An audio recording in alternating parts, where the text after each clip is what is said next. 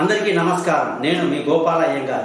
చాలా మంది కేనోపనిషత్ అంటే ఏమిటండి గురువు గారు అని కూడా అడుగుతుంటారు. కొందరు దాని గురించి కాస్త ఎక్కువగా వివరాలు చెప్పండి అంటారు. కొందరు మహానుభావులు ఆ యొక్క కేనోపనిషత్ మీద రాసినటువంటి జిడ్డు కృష్ణమూర్తి పుస్తకాలు చదువుతారు. చిన్మయానంద మిషన్ అండి, రామకృష్ణ మిషన్ అండి, అనేక మహానుభావులు కేనోపనిషత్ గురించి అద్భుతంగా మాట్లాడారు. లేటెస్ట్గా పరిపూర్ణానంద గారు కూడా ఎంతో గొప్పగా మనకు ఆ విషయాల మీద తెలియజేస్తారు. మీరు యూట్యూబ్లో జస్ట్ కేనోపనిషత్ పరిపూర్ణానందాన్ని కొట్టేయండి, బ్రహ్మాండంగా ఆయన మాటలు మీకు ఎంతో ఆనందాన్ని కలిగిస్తాయి. ఏమిటి ఈ కేనోపనిషత్? మనసు గురించి తెలుసుకునే శాస్త్రం. మనసు గురించి తెలుసుకోవడం అంటే mental ability of the human, అంటే హ్యూమన్ రిసోర్స్, హెచ్ఆర్ అంటారు. ఇప్పుడు ఎంబీఏలో హెచ్ఆర్ కోర్స్ అన్నమాట. ఇందులో కూడా జిడ్డు కృష్ణమూర్తి గారు రాసినటువంటి పాఠ్యాంశాలే బోధిస్తారని కూడా నేను విన్నా. అంటే మైండ్ యొక్క స్టెబిలిటీ పెంచుకోవటం, బుద్ధి బలాన్ని పెంచుకోవటం. చూడండి, సల్మాన్ ఖాన్ చూస్తే ఇంత ఇలా ఉంటాడు, సిక్స్ ప్యాక్ లాగా. అది దేహ బలాన్ని పెంచుకోవటం, అది మట్టిలో కలిసిపోతుంది. బుద్ధి బలం పెంచుకోవటం వల్ల ఎటువంటి సమస్య నుంచైనా సరే మనిషి బయటపడిపోవచ్చు అన్నమాట. అది కేనోపనిషత్తు వల్ల మనకు మనసు గురించి చెప్పే శాస్త్రం. దీనికి ఆ పేరు ఎందుకు వచ్చింది అంటే, కేనా అనే పదానికి అర్థం శివుడు అని అర్థం. పరమేశ్వరుణ్ణి, శివుణ్ణి కేనా అని సంస్కృతంలో బోధిస్తుంది. ఎవరు? ఆయన భార్య పార్వతీదేవి. ఇందులో విష్ణు సహస్రనామం చూసుకోండి. కేనా ఉపాయేన లగుణ విష్ణోర్ నామ సహస్రకం పట్టెతే పండిత నిత్యం శ్రోతునిత్యామ్యహం ప్రభు. కేనా అని సంబోధిస్తుంది భర్తని.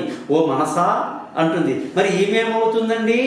మనసుని అంటిపెట్టుకున్న హరిషడ్ వర్గం అన్నమాట ఈవిడ. కామ క్రోధ మోహ లోభ మద మాశ్చర్యాలు ఏవైతే మనిషిలో ఉంటాయో ఆ శక్తి మొత్తం కూడా ఈ అమ్మవారే. అందుకే మనసుని అంటిపెట్టుకుంటుంది అన్నమాట. ఇవి విడదీయడం ఈ జన్మలో కాదు. అందుకే పార్వతిని శక్తిగా, శివుణ్ణి మనసుగా కలిపి అర్ధనారీశ్వరులు అంటారు. వీళ్ళని విడదీయడం ఎవరి తరం కాదు అని చెప్పి మనకు ఎంతో గొప్పగా తెలియజేస్తుంది. మరి శివుణ్ణి ఎందుకు కేనా మనసా అని పిలవాల్సి వచ్చిందంటే, చంద్రమా మనసో జాత అని ఋగ్వేదంలో ఎంతో గొప్పగా రాశాడు. చంద్రుడి యొక్క కదలికని బట్టి మనిషి యొక్క మనసులో మార్పులు వస్తుంటాయట. పాడ్యమి రోజు ఒకలాగా, రెండో రోజు ఒకలాగా, మూడో రోజు ఒకలాగా, అలా దశమి రోజు ఒకలాగా, ఏకాదశి పౌర్ణమి రోజు ఒకలాగా, అమావాస్య రోజు ఒకలాగా మనిషి యొక్క మనస్సు మారిపోతూ ఉంటుంది అన్నమాట. అంటే మనసు చంద్రుడు రెండు ఒకటన్నమాట. చంద్రుడు ఎదిగినప్పుడు ఎదుగుతాడు, చంద్రుడు తగ్గినప్పుడు డిప్రెస్ అవుతుంటాడు. వాడు నిన్న ఉన్నట్టు వాడు ఉంటాడు. మనిషి ఎప్పుడు ఏదో ఆలోచనలో ఉంటుంటాడు. అలాగే చంద్రుడు మనోకారకుడు. కాబట్టి చంద్రుడు మనోకారకుడు అంటే చంద్రుడిని తరలు పెట్టుకున్న చంద్రశేఖరుడు ఏమవుతాడు? మనోకారకుడే కదా. కాబట్టి మనం తెలుసుకోవాల్సింది ఏంటంటే, ఈ గొప్ప వాళ్ళ యొక్క కేనోపనిషత్తు ఉపన్యాసాలు విన్నప్పుడు మనసుని ఎంతగా మనం కంట్రోల్ చేయొచ్చు అని ఋషులు, మునులు, పాతకాలంలో ఉన్నటువంటి మన హిందూ పురాణం అంతా కూడా గగ్గోలు పెట్టేది ఏంటంటే, కొన్ని లక్షల మంది మునుల పేర్లు ఉన్నాయి. ఆ మునులందరూ కూడా ఘోరమైన కఠోరమైన తపస్సు చేశారు. తపస్సు అంటే ఏమిటండి? మనస్సుని పూర్తిగా కంట్రోల్లో పెట్టి ఇక మనసు నుంచి ఆలోచనలు నిర్మూలించేశారు. జీవితం అంటే ఏమిటండి? ఉదయం నుంచి రాదాకా మనిషి మనసు ఆలోచనలు. ఆ మనిషి ఆలోచనలు ఏమేమి వస్తుంటే అవన్నీ చేసేస్తూ ఉంటాం. అందులో మంచి పనులు ఉంటాయి, చెడ్డ పనులు ఉంటాయి. కుళ్ళు, కుతంత్రాలు, మోసాలు, దగాలు, అనేక రకాల రాజకీయపు దరిద్రాలు, దొంగతనము, అన్ని రకాల వ్యభిచారం కానీ అన్నీ కూడా ఈ యొక్క మనసు నుంచి వచ్చేటువంటి ఆలోచనల వల్ల మనిషి ఆ పనులు చేసి మంచివాడు చెడ్డవాడు అవుతున్నాడు. మరి మనం గొప్పవాళ్ళం అవ్వాలి, జీవితంలో చాలా గొప్పగా నిలబడాలి, ఎటువంటి సమస్య వచ్చినా, ఎటువంటి ప్రాబ్లం వచ్చినా కూడా మనం దాన్ని తట్టుకొని నిలబడాలి అంటే మనం అందరం కూడా రోజు కేనోపనిషత్తుని పారాయణం చేయటం వల్ల మనల్ని మనం అదుపులో ఉంచుకొని మంచి ఆలోచనలతో ఏం ఆలోచిస్తే మనకు మంచిది, ఏం ఆలోచిస్తే మనకు చెడ్డదో తెలుసుకొని మనసును గుర్తించి.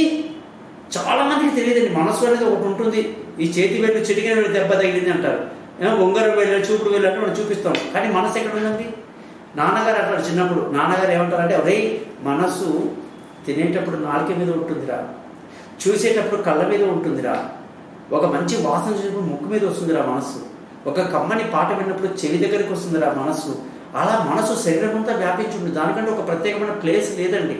కాబట్టి మనస్సు అనే దాన్ని మనం కానీ కరెక్ట్గా కంట్రోల్లో పెట్టుకొని వెళ్తే, ఈ రోజున ఐఏఎస్ ఆఫీసర్లు, పెద్ద అబ్దుల్ కలాం లాంటి మహానుభావులు, ఎంతోమంది ప్రముఖులు, వాళ్ళందరూ కూడా తమ యొక్క మనసుని తమ యొక్క ఆధీనంలో పెట్టుకున్న వాళ్ళే. లేకపోతే మనకు వాళ్ళు మహానుభావుల్లా ఈరోజు కనిపించరు. కాబట్టి మీరందరూ కూడా ఇప్పటి నుంచే కేనోపనిషత్తు మీద బాగా శ్రద్ధ పెట్టి మహానుభావులు రాసినటువంటి పుస్తకాలు కానీ వీడియోలు కానీ యూట్యూబ్లో చూడండి. తప్పకుండా మీరు గొప్ప మార్పు వస్తుంది. నమస్కారం. మీ గోపాలయ్య గారు.